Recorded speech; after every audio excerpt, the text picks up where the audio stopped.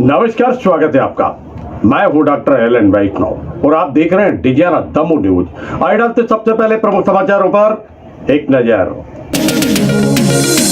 देश का बजट प्रस्तुत। वित्त मंत्री निर्मला सीतारमण ने किया बजट प्रस्तुत। प्रधानमंत्री नरेंद्र मोदी ने दी प्रतिक्रिया, कहा दूरगामी बजट।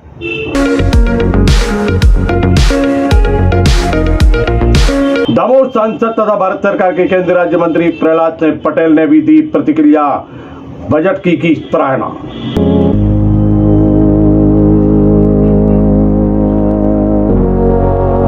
संत रविदास जयंती को भव्य करेगी आयोजन, भारतीय जनता पार्टी की बैठक और तैयारियां प्रारंभ।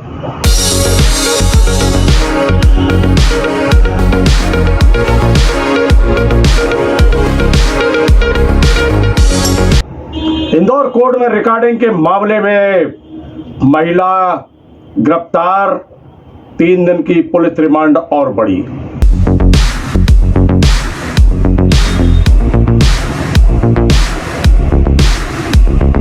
प्रतिदिन हो रहा है हनुमान चालीसा का पाठ। बूंदाबाऊ मंदिर में भक्त कर रहे हैं श्रवण पाठ और ले रहे हैं धर्म लाभ।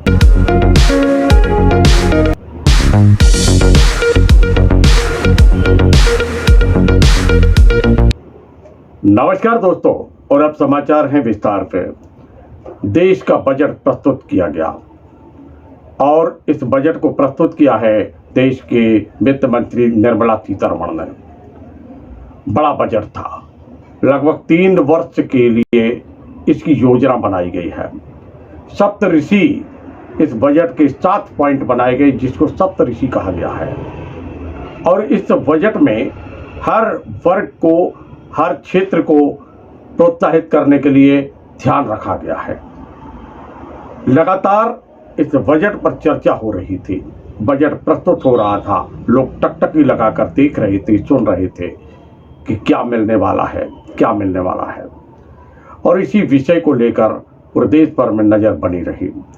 निर्मला सीतारमण वित्त मंत्री ने बजट पेश किया है और इस बजट को लेकर क्या प्रतिक्रियाएं हैं, यह भी हम आपको सुनवाएंगे, दिखाएंगे। और पहले देखते हैं कि देश की वित्त मंत्री निर्मला सीतारमण ने किस प्रकार प्रस्तुत किया है budget.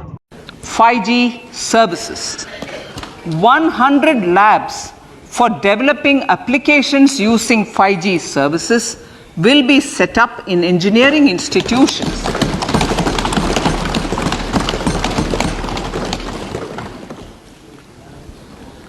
To realize a new range of opportunities, business models, and employment potential. The labs will cover, among others, applications such as smart classrooms, precision farming, intelligent transport systems, and healthcare applications. देश के budget प्रस्तुत होने के बाद में भारत के प्रधानमंत्री नरेंद्र मोदी ने अपनी प्रतिक्रिया व्यक्त की। अमृत काल का ये पहला बजट विकसित भारत के विराट संकल्प को पूरा करने के लिए एक मजबूत नींव का निर्माण करेगा। ये बजट वंचितों को वरीयता देता है।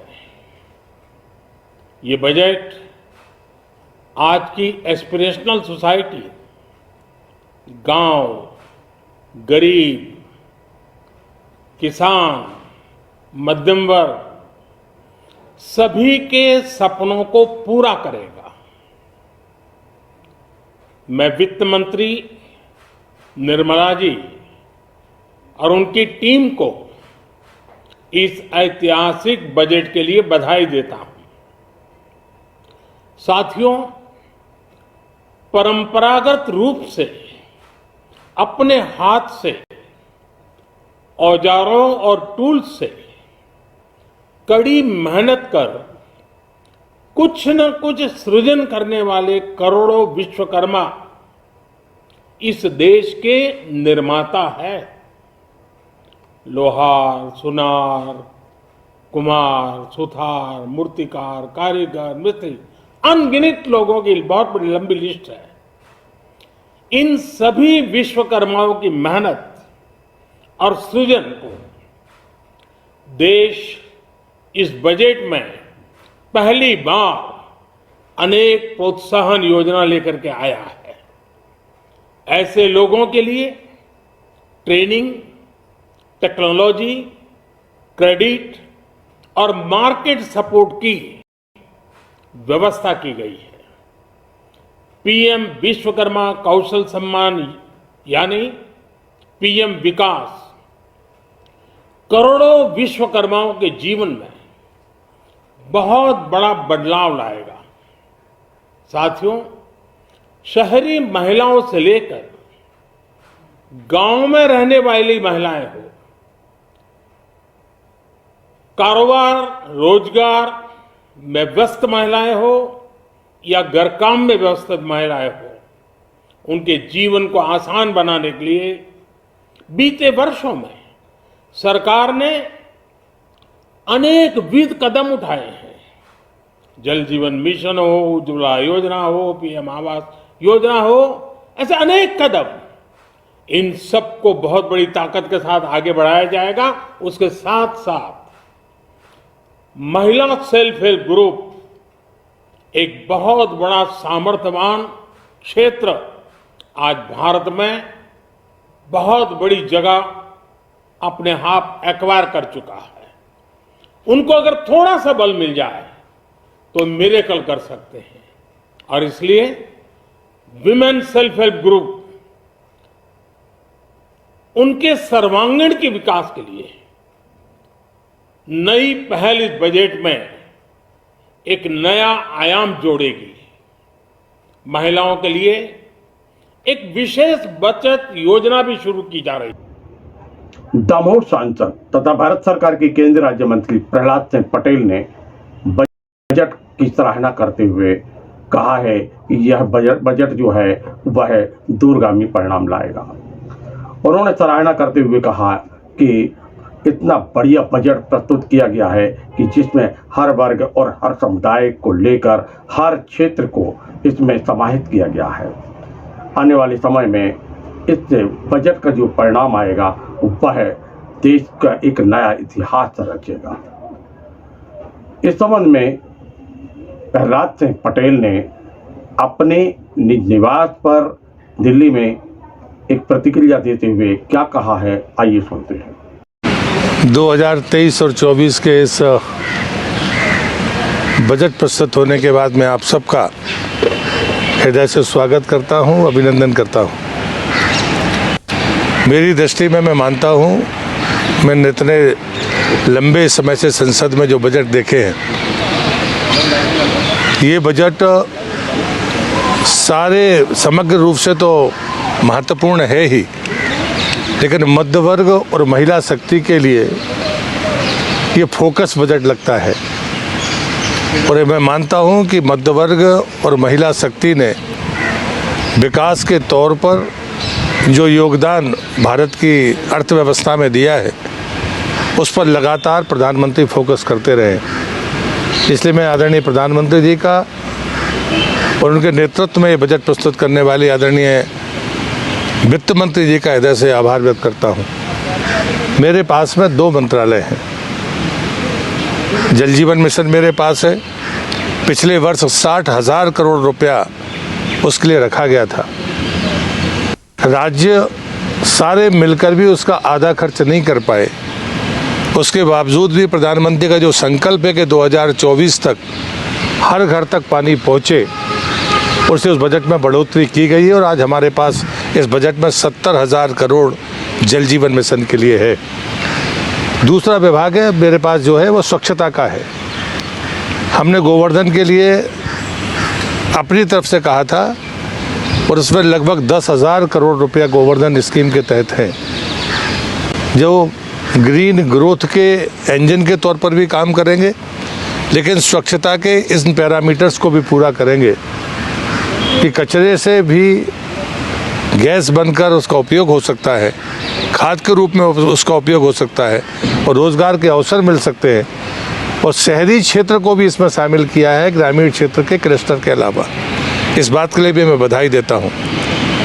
संत रविदास जयंती को बड़े भव्य रूप में मनाएगी भारतीय जनता पार्टी। भारतीय जनता पार्टी संत रविदास जयंती के अवसर पर विविध प्रकार के आयोजन करने जा रही है।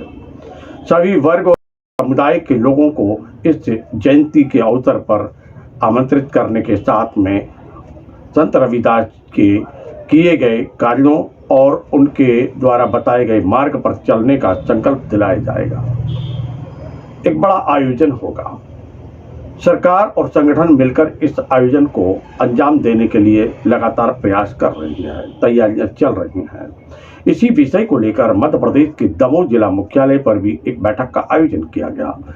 भारतीय जनता पार्टी कार्यालय में एक बड़ी बैठक का आयोजन था।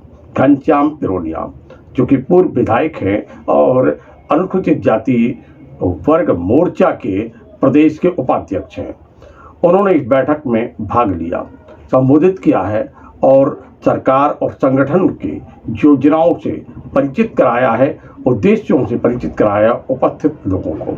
भारतीय जनता पार्टी के यहाँ पर सभी पदाधिकारी और कार्यकर्ताओं की उपस्थिति रही है।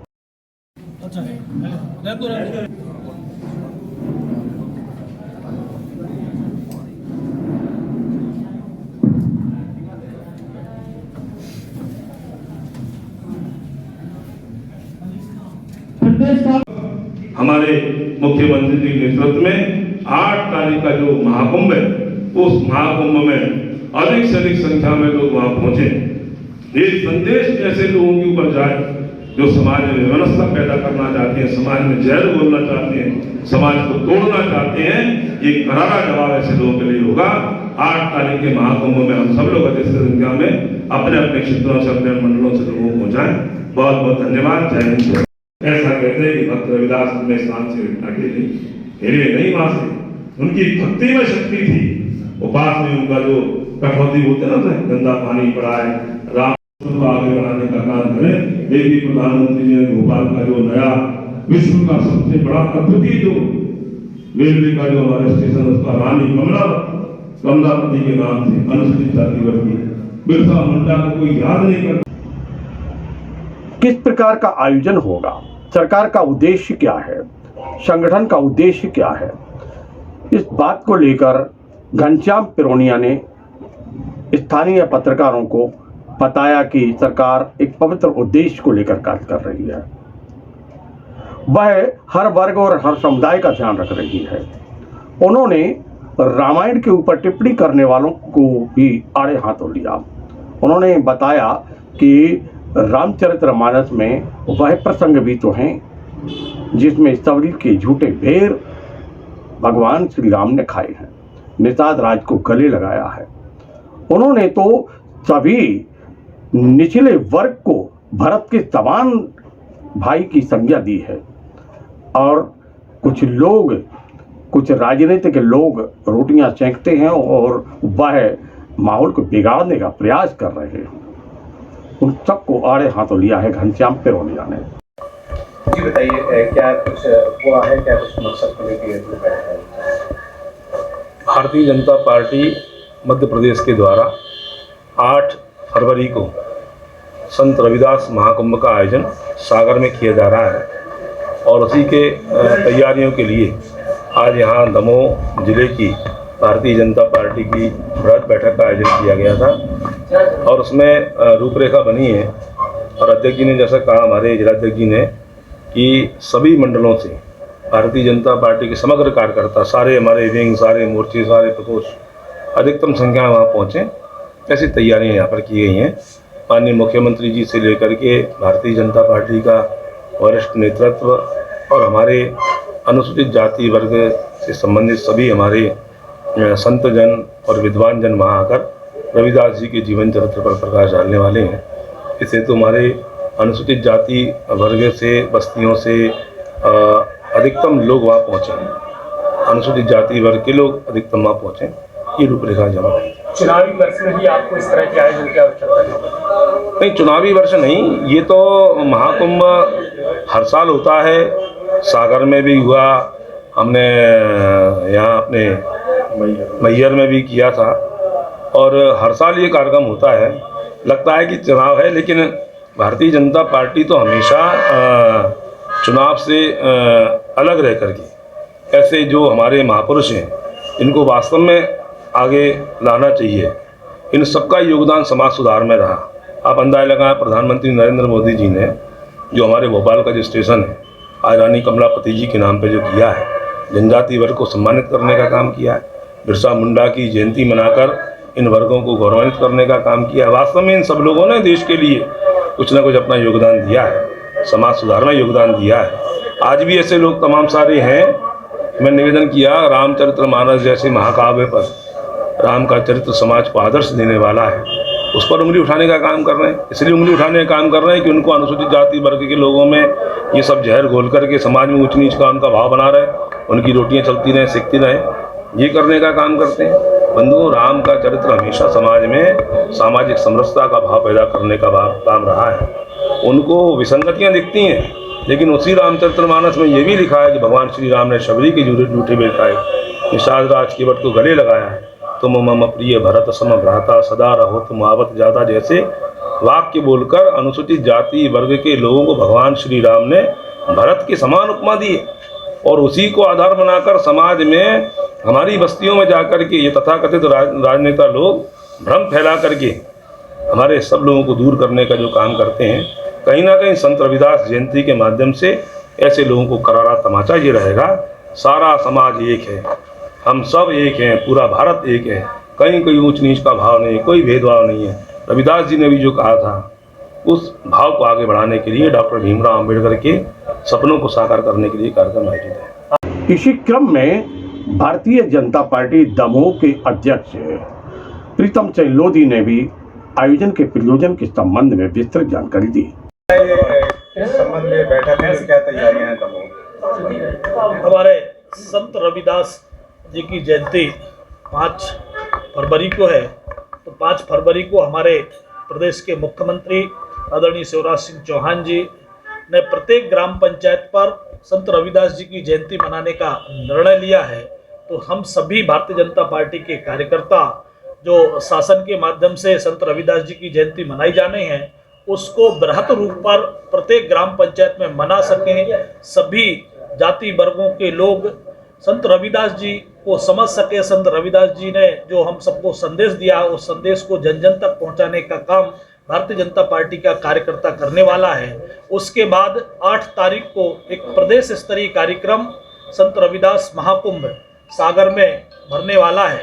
तो उसको लेकर के दमोह जिले से लगभग 5000 कार्यकर्ता, भारतीय जनता पार्टी के कार्यकर्ता, संत रविदास जी के अनुयायी, संत रविदास जी को मानने वाले, ऐसे सभी लोग उस महाकुंभ में शामिल होने वाले हैं। उसको लेकर के आज जिले भर के भारतीय जनता पार्टी के कार्यकर्ताओं में बीच बैठ कर के उन सबको यह बताया है कि अपने अपने स्थानों से अधिक लोग संत रविदास महाकुंभ में पहुँचे और संत रविदास जी को जानने का काम भारतीय जनता पार्टी के कार्यकर्ता और उनके अनुयायी करें।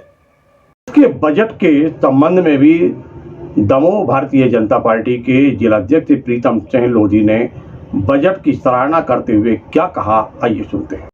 आज हमारे देश के वित्त मंत्री जी के द्वारा जो बजट पेश किया गया है वो अमृत काल का बजट है और इस देश को आत्मनिर्भर बनाने का बजट है।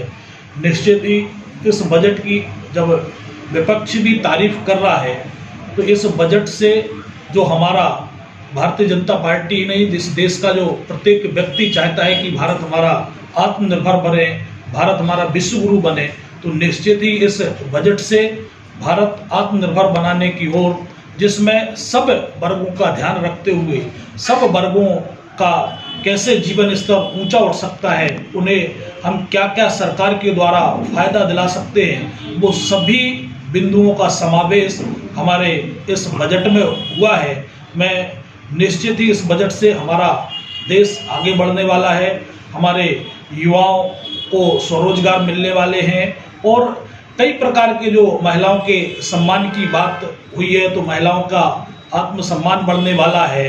और हमारे जो वरिष्ठ नागरिक हैं, उन वरिष्ठ नागरिकों की जो सेविंग की व्यवस्था की गई है, तो निश्चित ही ये भी एक अद्वितीय बजट में शामिल।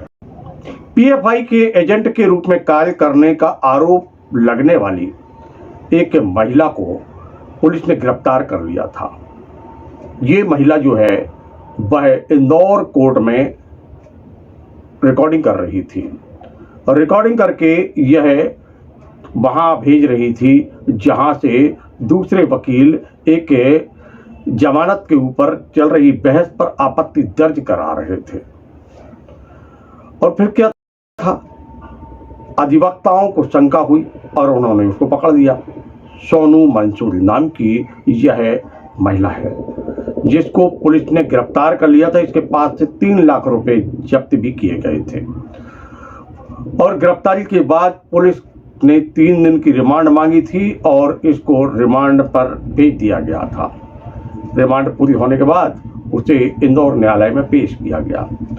फिर क्या था, पुलिस ने फिर रिमांड मांगी और पुलिस की रिमांड को मान लिया गया। 3 दिन की रिमांड और बढ़ा दी गई है।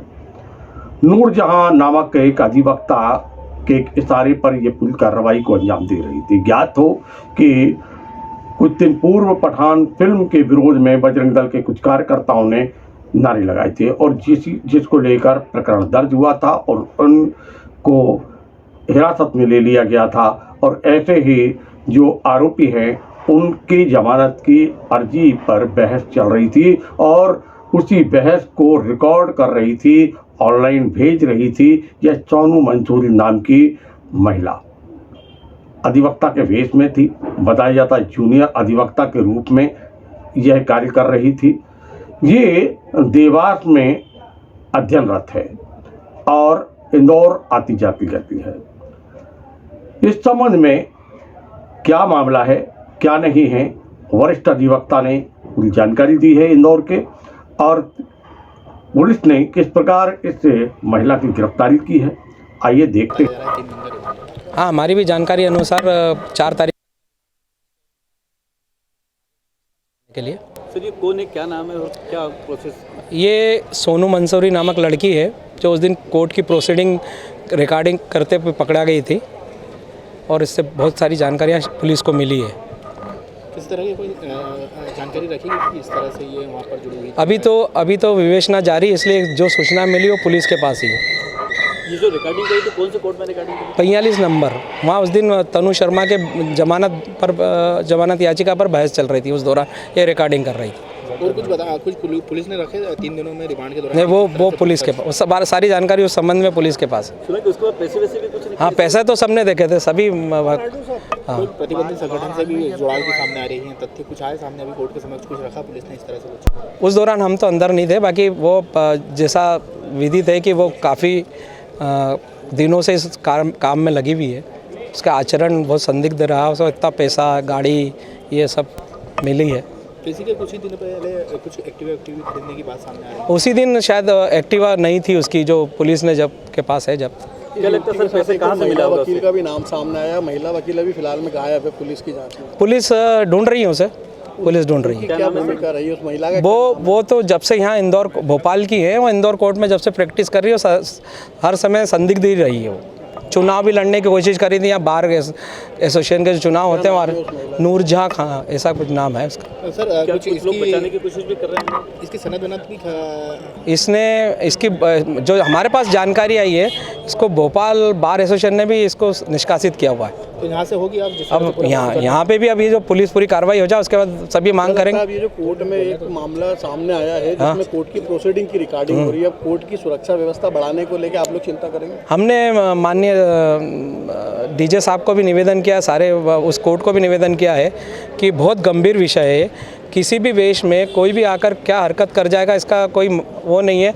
एक गाइडलाइन बनना चाहिए जूनियर बच्चों के लिए जो आते हैं, या उनके जो इतने सीनियर हैं उनसे भी हम निवेदन करेंगे कि उनको एक आईडी टाइप दी जाए ताकि पता चले कि ये बच्चे वाकई में LLB वाले बच्चे हैं या अदर दूसरे हैं। ये जो ढूंढ जाए इसको सनद को कैंसिल कर बर्खास्ती को लेकर कोर्ट से आप बाहर एसोसिएशन से बात हमने अभी बात रखी है, फिर पूरी जांच हो जाए, पुलिस की जांच चलने दें, उसके बाद हम एक आवेदन सारे वकील मिलकर पूरे इंदौर के वकील ऐसे लोगों को बाहर से निवेदन करेंगे कि नहीं रखना चाहिए। तो क्या लगता है कि रिकॉर्डिंग कहाँ बनाकर कहाँ भेज रही थी? जैसे उसे प्राइमा फेसी हमने उसी दौरान पकड़ा था उसको, तो उसने जो बताया था कि मैं PFI के लिए रिकॉर्डिंग कर रही हूँ और मेरे को नूरजहां और वो जो दिल्ली से वकील आए थे हाशमी साहब, उनके निर्देशन पे ये कर रही हूँ। आपको भी सुरक्षा धर्म यात्रा की अब हम बात करते हैं। मध्य प्रदेश के दमोह जिला मुख्यालय पर स्थित अति प्राचीन देव जानकी रमण मंदिर, बुदाओ मंदिर के नाम से जिसको पहचाना जाता है, वहां प्रतिदिन हनुमान चालीसा का पाठ होता है और इस हनुमान चालीसा के पाठ में भक्त सहभागिता करते हैं, धर्म लाभ अर्जित करते हैं, पाठ करते हैं, पूजन करते हैं और आशीर्वाद लेते हैं मर्यादा पुरुषोत्तम भगवान श्री राम का, आशीर्वाद लेते हैं राम भक्त पवन पुत्र हनुमान का। किस प्रकार आयोजन चल रहा है, आइए देखते हैं।